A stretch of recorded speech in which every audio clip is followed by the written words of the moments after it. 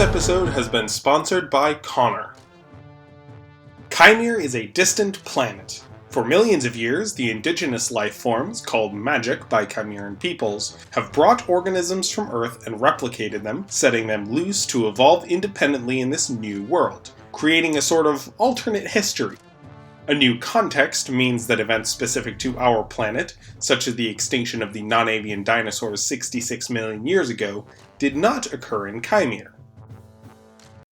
Perhaps the quintessential dinosaur is the sauropod. With long necks and unprecedented size, they encapsulate a great deal of natural splendor and have captured the imagination of countless people. One of the first dinosaurs I remember was a Brachiosaurus in Chicago, and although I already loved dinosaurs, it cemented in my mind an overwhelming sense of wonder.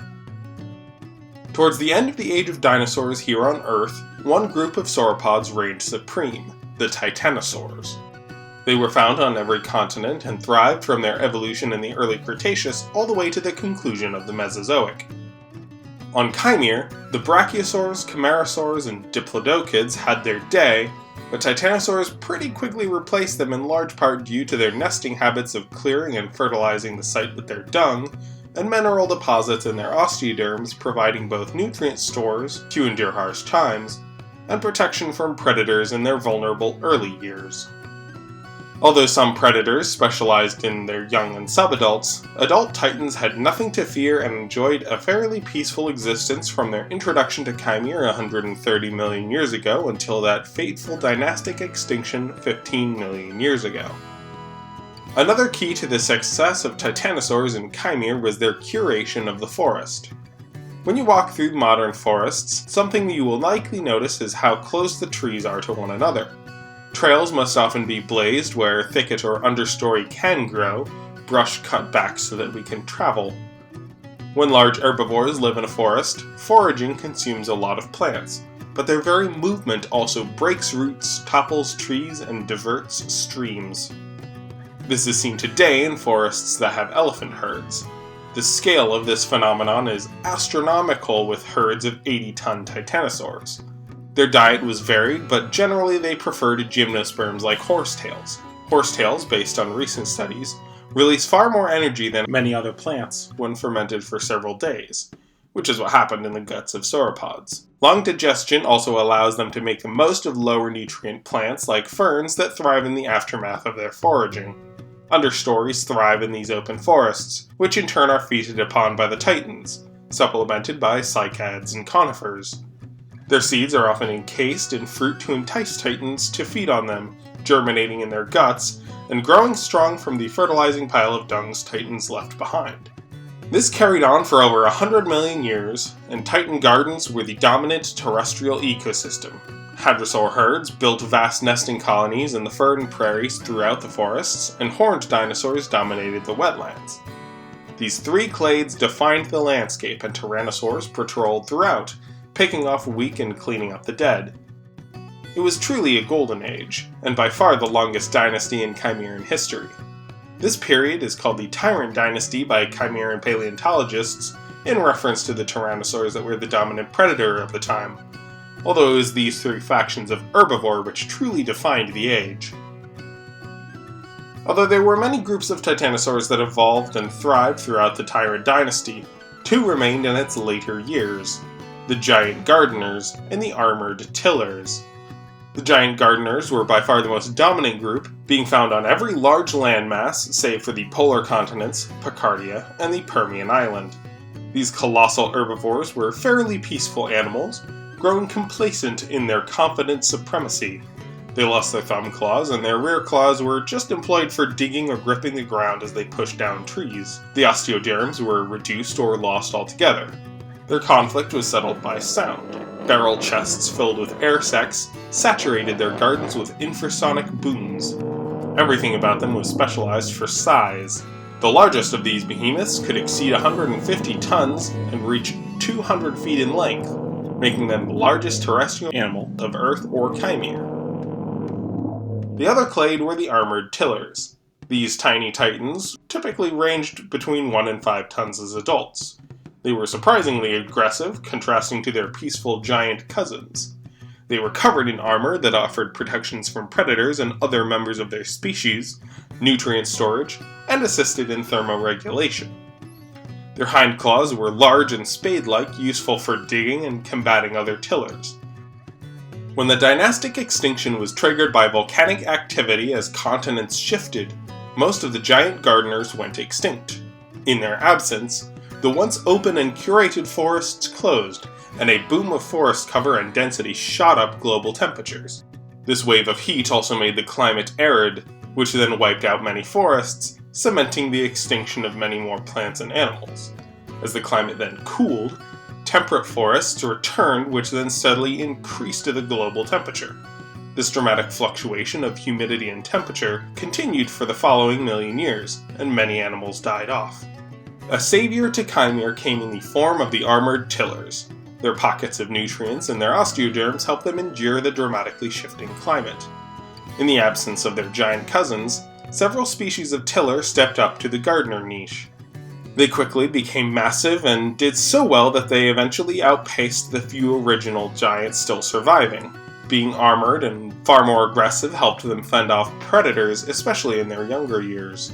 Their gardening helped stabilize the climate, and 2 million years after the dynastic extinction, the megafaunal diversity went from whoever could endure to a much more competitive arms race to populate a suddenly prolific world.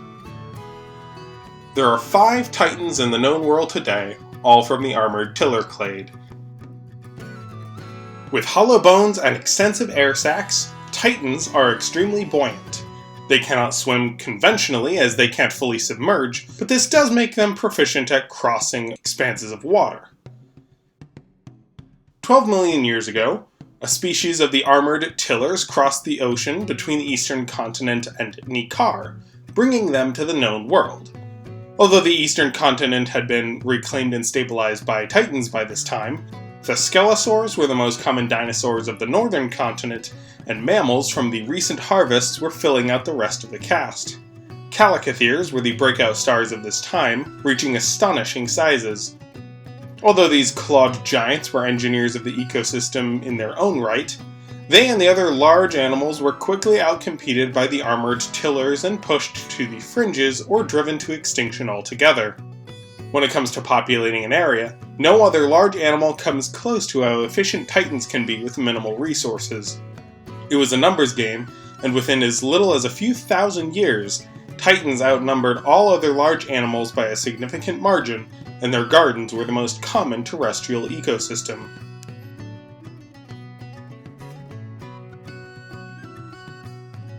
Kiporo-titan is the name assigned to the genus by naturalists of the Assembly, meaning gardener titan in reference to their stewardship of the forest.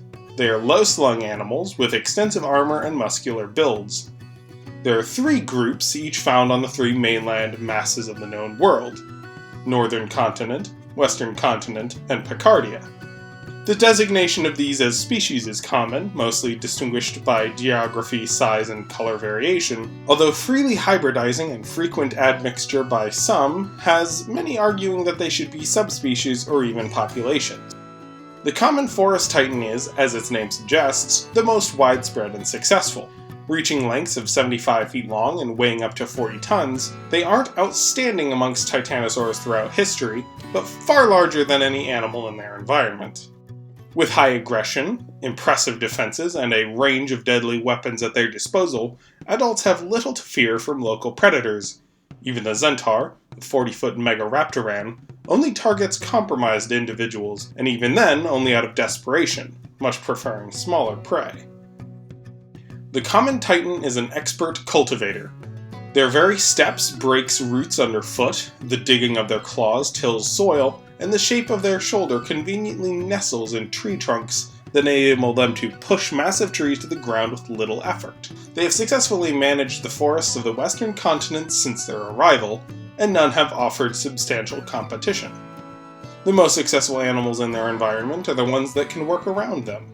Now and then a Dranduga, the large elephant, will challenge them in the throes of must, but these attacks usually result in the elephant being trampled and left for scavengers. When it comes time to mate, herds of female titans gather in communal nesting sites. They usually seek highland clearings that the group returns to annually. Males will gather beforehand to establish the dominant male of the site.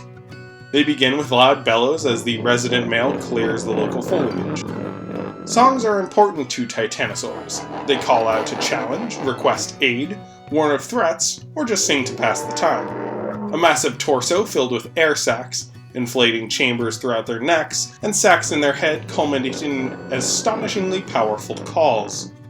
The volume of these bellows is directly proportional to their size and health. They are usually too low for humans to hear, but Kaimere say that they can definitely be felt. The mating bellows of the male is the loudest of their calls. Female titans are drawn to the mating bellows, and males can fairly accurately gauge if they want to challenge or lay low from up to 30 miles away. Some years, no challengers even respond. Although males have a very violent reputation, most of their conflicts are actually shouting matches from miles apart, proving their virility with song. If a male does wish to challenge the resident, their songs increase in complexity as he approaches. This changes the priority from volume to dynamics. Their air sacs can perform a wide range of notes, and to sing at full range they must have healthy respiration from chest to snout. This also calls out any bluffs that might occur from favorable weather, bodies of water, or other factors that might make a caller sound larger and healthier than he really is. In most cases, this is enough. When males do fully engage, they are either on equal footing in health and strength, or the larger resident betrays some weakness that a smaller but ambitious challenger is confident he can exploit. When they finally engage, there is sometimes a final visual display, but usually they drop all pretense and charge. This is usually all Kaimere see, giving them the mistaken impression that titans attack each other on sight, when the truth is that these two have been posturing for hours or even days, and a physical altercation is the reason for their encounter in the first place. The clash is swift and violent. Their throats are tough and highly elastic, enabling them to bellow through biting. The spurs on their hands are fused, making for an excellent weapon to pierce into any gaps in their osteoderm armor. Most lethal is their foot claws, able to pierce hide and open organs, although they can only reliably be employed once an opponent has been brought to ground. Their tails, ending in a mace-like clump of osteoderms, can also cudgel their foes. Spikes on their back and hips deter some grappling maneuvers, but by this point they have a huge surge of testosterone and adrenaline, so will bring down their foe by any means necessary, spikes be damned. Almost every encounter is lethal, sometimes to both animals. Throwing around as much weight as they do makes non-lethal counters nearly impossible. Killing a foe benefits the victor in not only claiming mating rights, but drawing in large scavengers. These predators have a meal that will last over a month, keeping nest raiders at bay.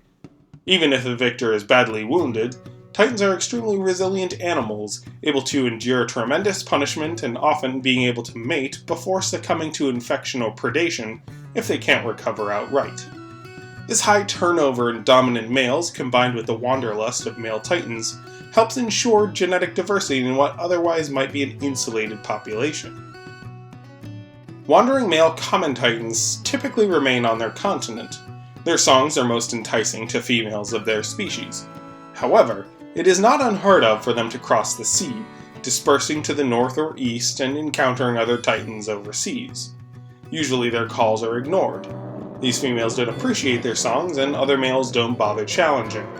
Sometimes they do, either by matching the resident male's song, or besting a dominant male in a duel, as both species tend to be smaller than the common titan. In the north, the forest titan is called the Edotan by indigenous peoples. They have lighter hide than the common titan, but are generally quite similar, with yellow crests instead of the orange being the most significant diagnostic trait. However, their songs are quite different, typically favoring more dynamics than the raw volume of the common titan song. They also default to higher notes. Their fundamental process is the same, however. Although male Kipuro Titan have a reputation that makes them the prime of masculinity to many cultures, female Titans have a more socially complex dynamic that results in actually more frequent fights. Yet it must be said that most of their encounters aren't as lethal. For this reason, they tend to only be a bit smaller and less brightly colored than the males, and the amplifiers are just as dynamic. Dominance hierarchy is extremely important to female titans. The matriarch will lay her egg in the most favorable place. She also lays the most eggs, between 50 and 70 instead of the typical 20 to 30, and her offspring have the highest chance of survival as they are surrounded by other nests. From here, the other dominant females lay their nests, their proximity directly proportional to their social standing. Subordinate females are less organized and their nests become more spread out and haphazard. Nesting in defiance of this hierarchy is not tolerated, and subordinate females nesting too close are sometimes killed, their bodies providing for large scavengers that keep away nest raiders. Younger females might not even nest with a colony at all, choosing another subordinate mate and nesting in seclusion, close enough for proximal protection or in rare cases, completely isolated. This adaptability in the herd's nesting practices helps ensure their overall survival in case something should happen to the main nesting site. Once the eggs are laid, much of the herd disperses, going off to feed within a few miles that they might bulk up for the next nesting season. Younger and subordinate females typically remain closer to the nesting site, as their more fringe nests make them more vulnerable and therefore require more attention. Males will often remain and guard the nest too, especially in regions where larger nest raiders are common. The Editan must compete with the Guchar, a large bear-like Nontherian mammal whose ancestor has been a sauropod nest raider for over 100 million years. There are many other animals that happily make a meal of titan eggs. The known world in particular has a range of small mammals and theropods eager for the task. Yearling titans will sometimes join the herd at this time, mostly for their own safety, but their smaller size and greater speed makes them far superior nest raid defense than slower adults. The eggs typically incubate for around 3 months before hatching, usually with the first rain. This maximizes their time that they can feed on the bountiful foliage of the forests. Young Kiporo titans strongly resemble cobras. This mimicry is exclusive to the known world, as snakes of the eastern continent are much more ancient and divergent, although young of other titans resemble snakes in those regions. The air sac hood and spotting that mimic cobras is retained in adults as a sign that their offspring will resemble these dangerous snakes. Many predators, particularly mustelids and nontherian mammals, have no qualms about attacking snakes, but the mimicry is beneficial enough that all species of the genus have it. Despite mimicry, armor, and impressive defenses, many predators target young titans, and most do not reach even their first year. Most divergent and isolated species of Kiporo titan is the Girazhent, a species exclusive to Picardia. They are the smallest of the three. However, their bones are the least pneumatized, and their density makes them quite powerful for their size. It is believed that this general reduction in size, with the largest males weighing up to 20 tons, may have been prompted by the comparatively small island on which they live, although food is plentiful enough that they can sustain themselves. They are the largest animals of Picardia by a considerable margin. Of the genus, they are also considered the most aggressive and violent. Perhaps because of their smaller size, they are better able to run down and kill predators that pose a threat to their nests. Boar, for example, are frequently hunted down by Girazhent bulls. They are not as proficient swimmers as their mainland cousins, and the current takes them east, meaning that common titans can be brought to Picardia on occasion, but the Girazhent almost never voyage, and when they do, they are washed far from Arvel. When mainland titans do come along, which is rare considering it involves fjord cliffs of Kazjar, their mating calls are typically ignored. Girazhent have a far more staccato song than the common titans. What little of their song we are capable of hearing is often compared by a Picardian to a deep, eerie cackle. Common titan males are usually so much larger than female Girazhent that mating is impractical and they simply aren't interested. Hybrids do occur, but they are rare and don't have a significant impact on Girazhent populations. Young of all Kiporo titan are precocial, able to walk and feed themselves immediately after hatching. Although parents do not feed them, they do offer passive and sometimes active protection. Yearlings take a more direct line of defense, readily attacking dire badgers and other potential predators. In yet another example of adaptive variation, some hatchlings strike out on their own right away, some form small groups led by a yearling, while others follow the herd as they descend to the lowlands to feed on the lush vegetation revitalized by the rains. Young of the dominant females tend to remain together, since their clutches are largest and most likely to survive hatching, while young of subordinate females are more likely to strike out on their own. The Wawakoku is perhaps another species of Curoptitan. Their skeletal anatomy is nearly identical save for a sculling tail. They are fairly small. They have taken the buoyancy of Titanosaurs to its logical conclusion, being excellent floaters. They cannot swim, strictly speaking, but their tail helps them stay on course. They came to the known world around 10 million years ago and were fairly rare coastal creatures. They really came to their own around 6 million years ago when the inland sea took the form it has today. In this shallow sea, there are thousands of islands scattered throughout. Although a herd of these 5 to 10 ton sauropods will fully deplete a small island of its foliage, what they leave behind is a fertilized smorgasbord of understory. Their clawed feet and armored bellies makes them fairly safe from attack by most predators they encounter, although Kurojaku will ambush them if the opportunity presents itself. The most recent arrival to the known world and by far the largest Chimeran titanosaur is the Modotan.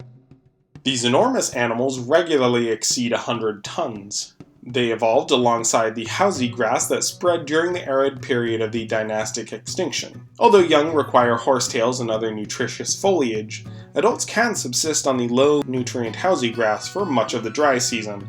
This not only sustains much larger size, but it also means that they can more efficiently travel across land between patches of other more nutritious plants. With large males exceeding 130 feet long, adult Modotan have nothing to fear from predators. Subadult Uktan will sometimes mob an injured animal, but once they pass 15 tons at around 5 years of age, Modotan can do as they please. They do not live in herds like their smaller cousins, with most adults being solitary and occasional small groups. Like Curoptitan, bull Modotan establish themselves at a nesting site and sing. Their nests are usually near a body of water, but not so close as to be a risk of flood when the rains eventually come. Their calls draw in a range of females. Usually the male is unchallenged, his song driving away any competition. If a fight does occur, this typically calls for a higher percentage of females, seemingly drawn in by the prospect of an impressive display. As with Curoptitan, the loser is almost always slain. Females leave immediately after laying their nests. Males will often stick around until the first rains when the young hatch. Unlike Curoptitan and Wawakoku, which often have yearling protectors, hatchling Modotan are on their own. Titanosaurs are arguably the most important animals in Kaimere. They maintain a stable climate and have cultivated the prairies, islands, and forests to their greatest potential in terms of biodiversity and productivity. The most successful animals in their habitat are those that work with the titans. Between their movements, foraging, and booming chorus that makes for an ambience we have no real analog for today, titans have truly made Kaimere their world.